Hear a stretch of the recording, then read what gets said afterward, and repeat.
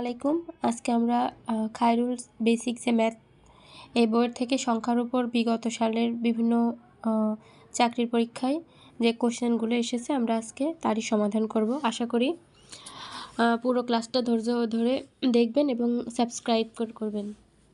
প্রথমে আমরা দেখতে পাচ্ছি যে 555 এর মাঝের স্থানীয় মান কত।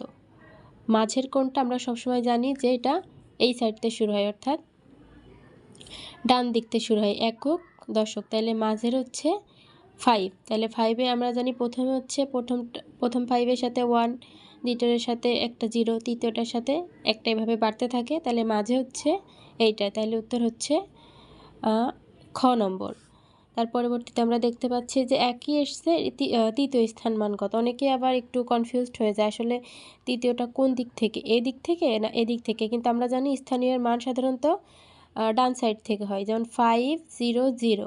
এখন এই 0-র সাথে আমাদের কত লাগাইতে হবে, তৃতীয় স্থানের মান কত। তাইলে তৃতীয় স্থানের মান হচ্ছে কত, এই যে 3 0 0 0।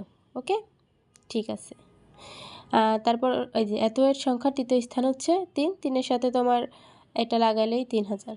তারপর হচ্ছে কোনো সংখ্যার দশক, তার একক, দশক, শতক স্থানীয় অঙ্ক যদি XYZ সংখ্যারূপ হয়, তাহলে বলছে যে উত্তর কত।